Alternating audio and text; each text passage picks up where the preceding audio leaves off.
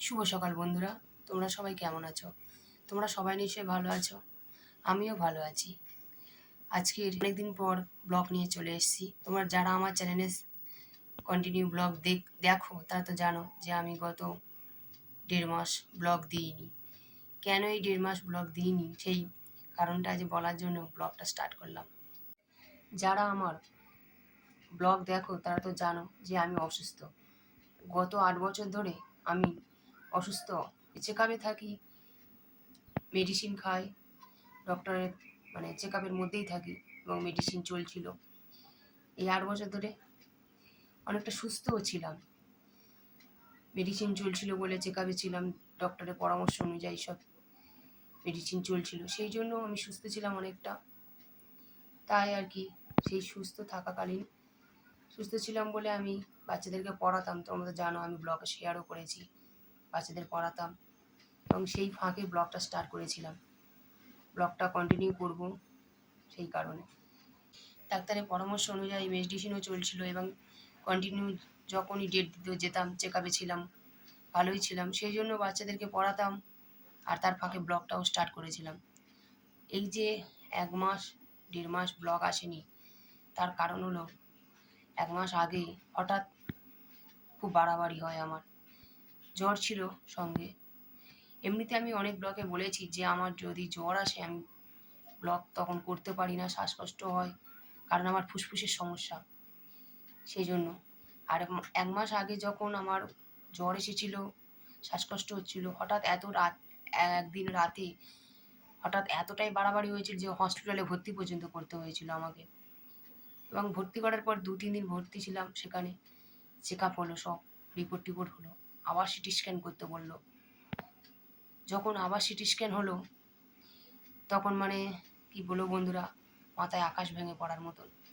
গত 8 বছর আগে যে জিনিসটা আমরা ফেস করেছিলাম, সেই জিনিসটা আর কি আবার আমাদের সামনে যেন, বা সেই দিনটা যেন আমাদের সামনে ফিরে এলো। যখন রিপোর্টটা হাতে এলো তখন জানা গেল কি, যে রোগটার জন্য আমি এতদিন মেডিসিন খাচ্ছিলাম বা চেকআপে ছিলাম, সেই রোগটা আবার বেড়ে গেছে। এই কথাটা শোনার পর বন্ধুরা কি বলবো, আমার জীবন ওলটপালট হয়ে গেছে। তোমরা তো জানো, যারা আমার ব্লগ দেখে তারা অবশ্যই জানে যে আমার বাবা মারা গেছে 2 বছর হতে চললো। আমি আর আমার মা খুবই কষ্টের মধ্যে দিনটা কাটছিল, যদিও বা আমি আমি আর আমার মা ঠিক কষ্টের মধ্যে কাটিয়ে নিচ্ছিলাম দুজন, যেভাবেই হোক। চেকআপে ছিলাম, 8 বছর আগে জানা গেছিল যে রোগটা কি, সেজন্য মেডিসিনে চলতো। আর রোগটা এমন জায়গায় শুনেছিলাম যে প্রথমে যখন জানা যায় যে কি হয়েছে, মা বাবা আমাকে বলেনি, হয়তো ভেঙে পড়বো সেই ভয়ে। পরে পরে জানতে পারি আমি নিজে যে আমার কি প্রবলেম হয়েছে।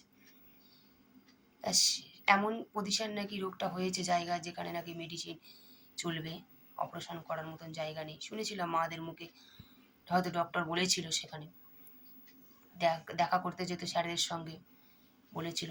তা সেই হিসাবে মেডিসিন চলছিল, আমি ভালোই ছিলাম, সুস্থ ছিলাম।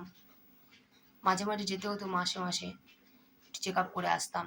সেই ভালো থাকাকালীন অবস্থায় সেই জন্য আমি পড়ানো স্টার্ট করলাম। ভাবলাম কি করব, একা ঘরের মধ্যে নিজে বন্দি মনে হতো। বাচ্চাদের সঙ্গে কথা বলতাম, খুব ভালো লাগতো, পড়াতাম এবং সেই ফাঁকে আমি ব্লগটাও শুরু করলাম। কিন্তু হয়তো ভগবানের সেটা সহ্য হলো না, কি জানি না, কি কোনো মানুষের সহ্য হলো না, ভাগ্যটা ওলটপালট করে দিল ফের আবার।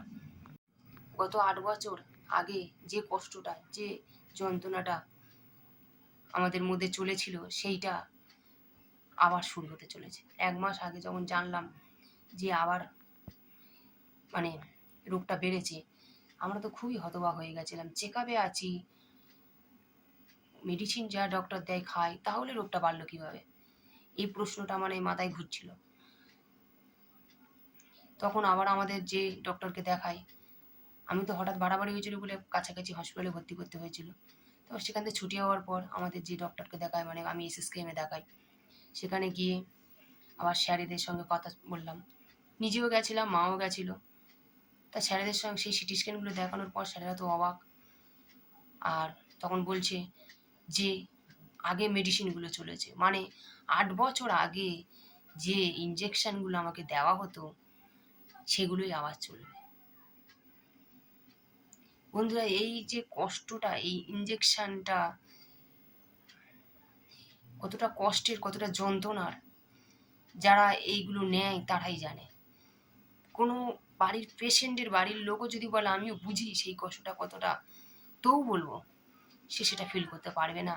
যে নেবে এই ইঞ্জেকশনের কষ্টটা সেই জানে যে এই কষ্টটা কী, এই যন্ত্রণাটা কী।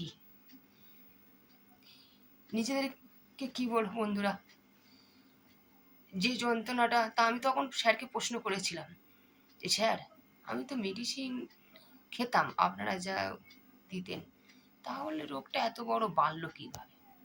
এই প্রশ্নটা করা আমার অবশ্যই জানার দরকার আমার। তখন স্যার বলল কি হয়তো যে মেডিসিনটা এবারে করে দেওয়া হয়েছিল, মানে গত 2 বছর 3 বছর হলো একটা মেডিসিন চেঞ্জ করে দিয়েছে, সেটাই চলছিল। আগে আগে চলছিল যেগুলো সেগুলো আর দিচ্ছিল না। চেক আপ করা হয় বছরে কয়েক বছর পর পর, তারপরে সেরকম অনুযায়ী মেডিসিন চেঞ্জ করে। তাই তখন বললো কি যে এই মেডিসিনটা যেটা চলছিল সেটা হয়তো আগের মতন কাজ করেনি, তাই রোগটা বেড়ে গেছে। বন্ধুরা, এই যে ডক্টর বলল যে রোগটা বেড়ে গেছে, মেডিসিনটা ঠিক মতন কাজ করে, এই কথাটা মানে কি বলবো বন্ধুরা, আমার কোনো দোষ নেই।